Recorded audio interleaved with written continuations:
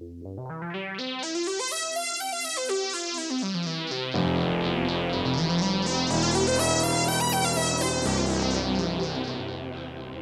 and welcome. You are listening to an informed take on current events brought to you by law students and staff of Queen's University Belfast. This is LawPod.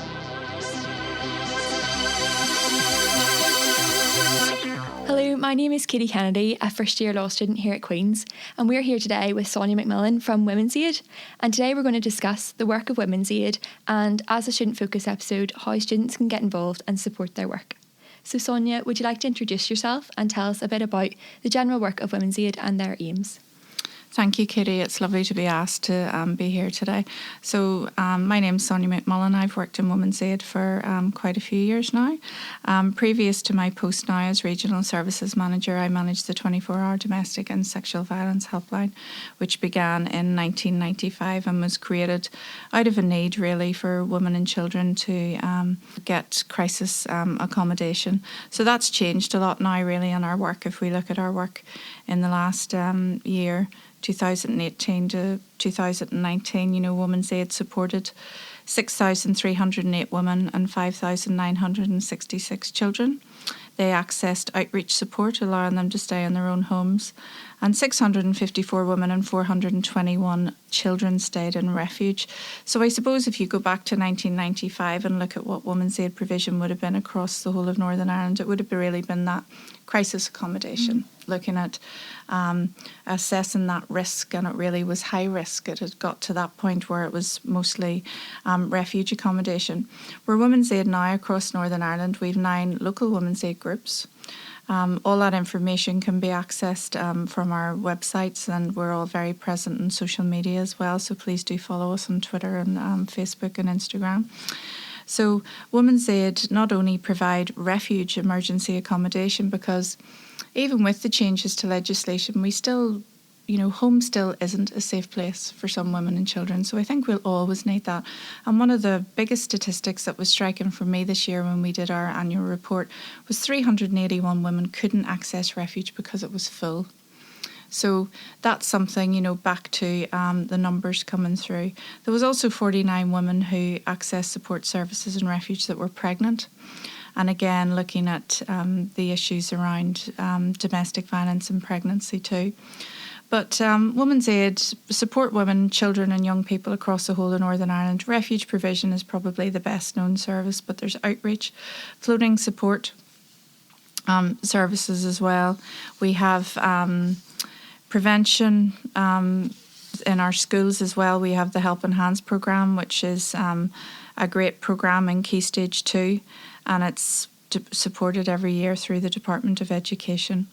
We also have volunteering opportunities for women, obviously in our boards. We're all volunteer board led, and also we have volunteering opportunities within all of the local groups across Northern Ireland, but I can talk to that a little bit later. Within Women's Aid as well, we have programmes that we would do, Journey to Freedom, My Life, My Choices, those kind of things about helping people rebuild their lives after domestic violence, and they're very well supported as well. Court support is another huge thing. Where we support women attending family court, criminal proceedings, family proceedings, whatever it may be. And very often women will be in each of those courts, child contact cases as well. So that's something that is very, very difficult for women to get support to attend court, and it's another volunteering option where many of our Women's Aid groups across Northern Ireland have volunteers doing the court support programmes. That's really amazing to hear about all the different things that Women's Aid do to support women, and there's not just maybe the first thing that springs to mind, which is the crisis support. There's all those different aspects. And one of the main things that I've seen particularly on the Women's Aid Twitter, which you should all follow because they're always updating and posting, is the absence of coercive control legislation in Northern Ireland.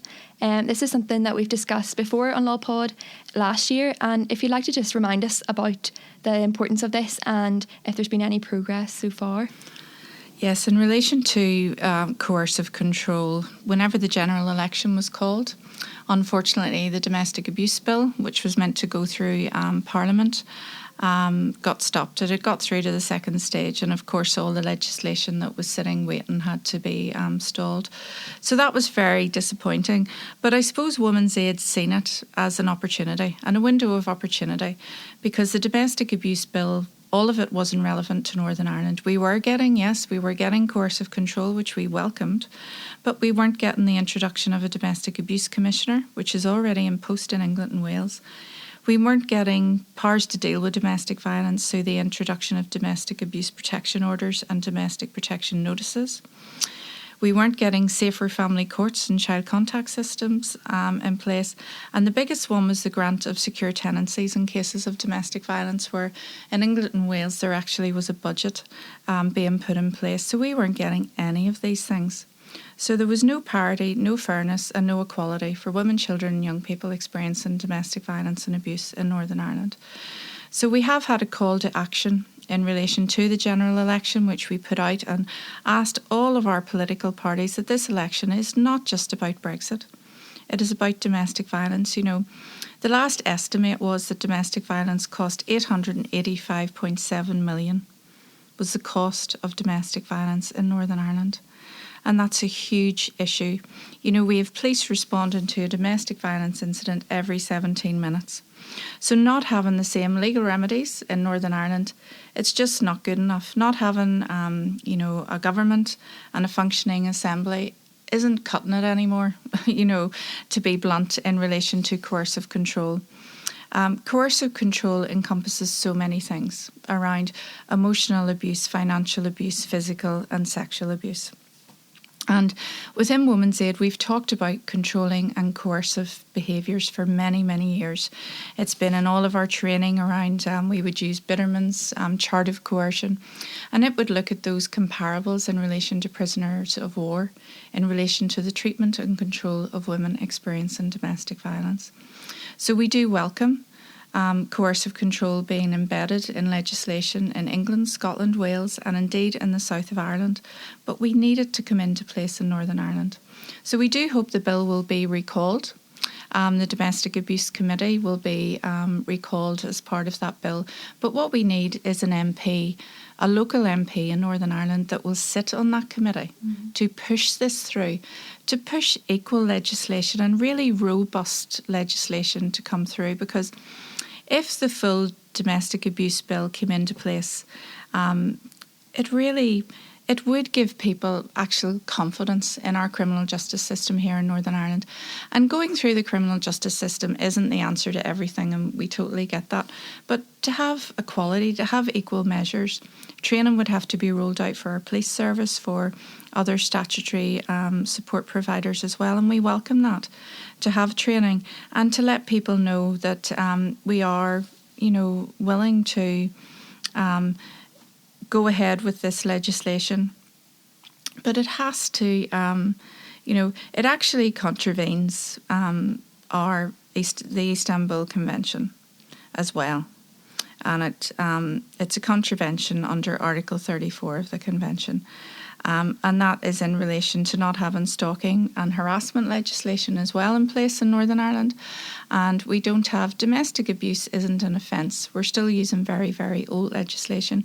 So coercive control, we've seen it rolled out in England and Wales. We've seen it successfully being prosecuted because people were worried that, how do you prove that? How do you prove that there's coercive and controlling behaviour happening in a relationship, because at the moment it has to be physical and there has to be evidence of that, through GPs, through police, through whatever it may be, to bring that case forward. So our police now are wearing body-worn cameras, which we welcome, and the police response is improving. As you know, we've had the highest reported number of police crimes in Northern Ireland at the moment, over 31,000 this year, equating to just over 6,000 crimes. But if we break that down, there's not as many cases going through to our public prosecution service and not how many cases are actually going through the system where someone is being prosecuted for that crime. We also have to look at sentencing, and I welcome there's a consultation out at the moment with regard to the Department of Justice. Please go and look it up and respond, and because we can't blame everything on our judiciary, because we have to look at the sentencing guidelines that they're working with. And we would welcome coercive control because that can strengthen the sentence. So we really need it to be put into place here in Northern Ireland. But we will just wait and see now in relation to the general election. And we would hope that the bill just is not robust enough without, unless we have all of the other provisions. We want parity, fairness and equality for all victims of domestic violence and abuse in Northern Ireland.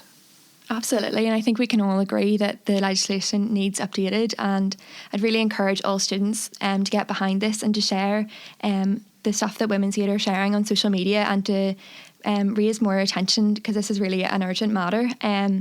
I've also been seeing that you've been doing a 16 days of activism, which just ended yesterday. Would you like to tell us a wee bit about that?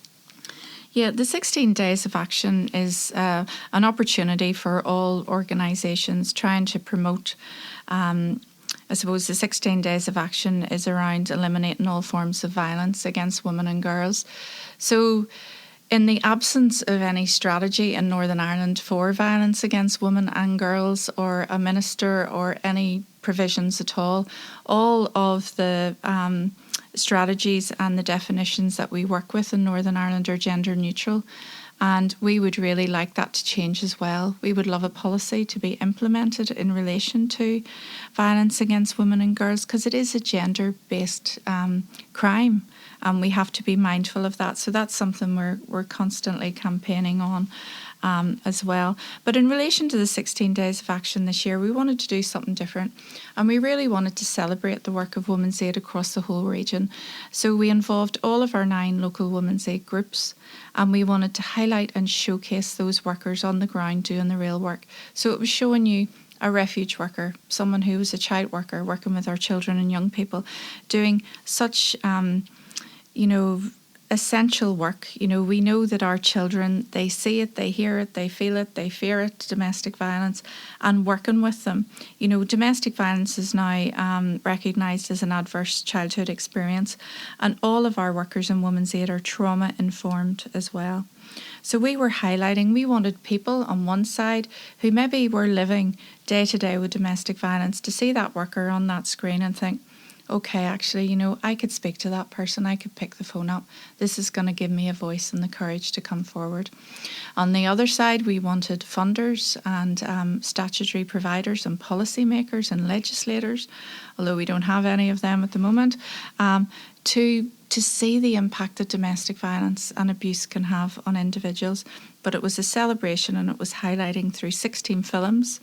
There was 16 films for the 16 days, and we would encourage you. They can all be found through all the local Women's Aid groups, or indeed through the Women's Aid Federation Twitter and Facebook pages. And just they're very, very short, but it's looking at everything from volunteering to policy and development to the importance of governance on our boards, to refuge provision, children's provision, training, development, everything that we do to show you, some of the work that we do, including some of the children's work, is our best kept secret. So it's about highlighting, showcasing that, and celebrating all of the work that we do, not just during 16 days, but 365 days of the year in Northern Ireland.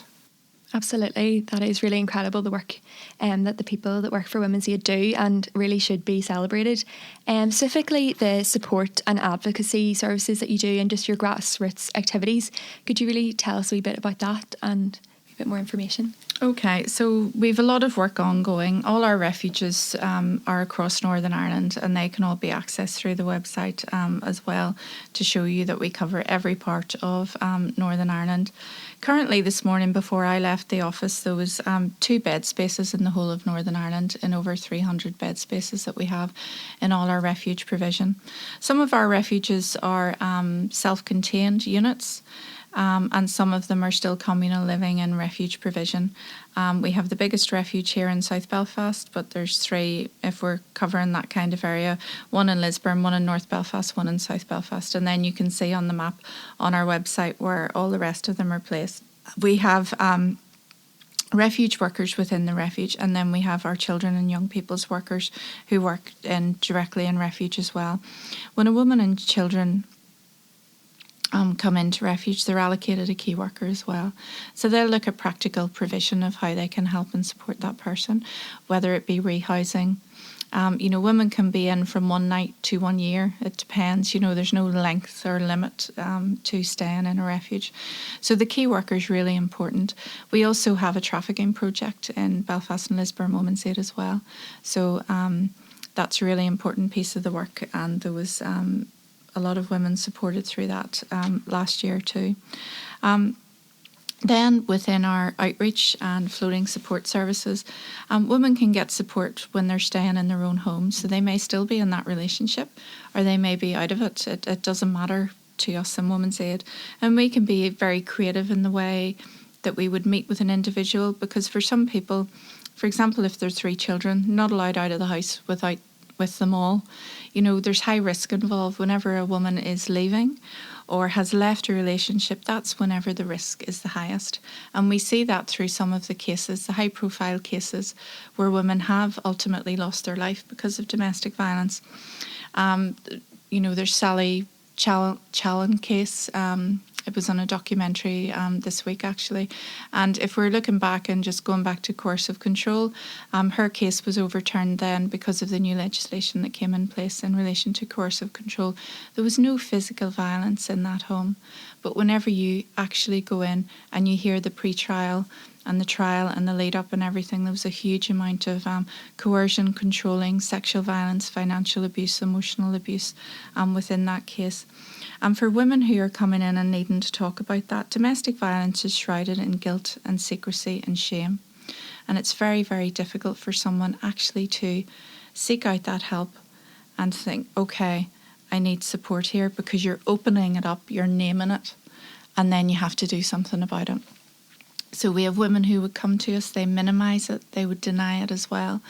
And sometimes that's around that self-protection.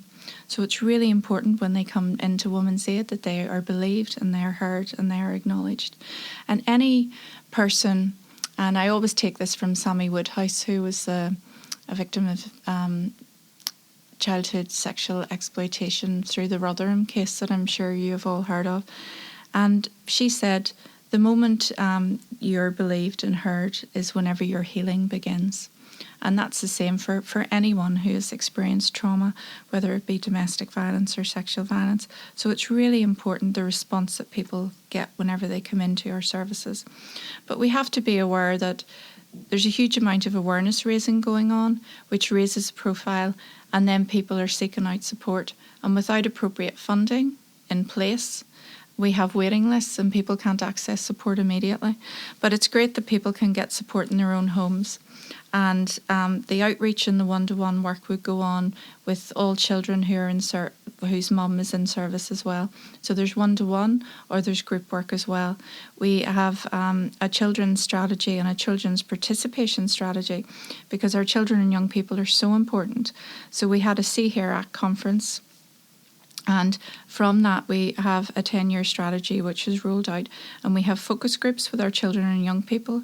We use their voices to, that lived experience of domestic violence is the most powerful thing for women, children and young people, and they inform all of our services. So that's a big part of ours work as well, around participation and hearing those voices so they can inform us, and we can go on to tailor our services to meet their need.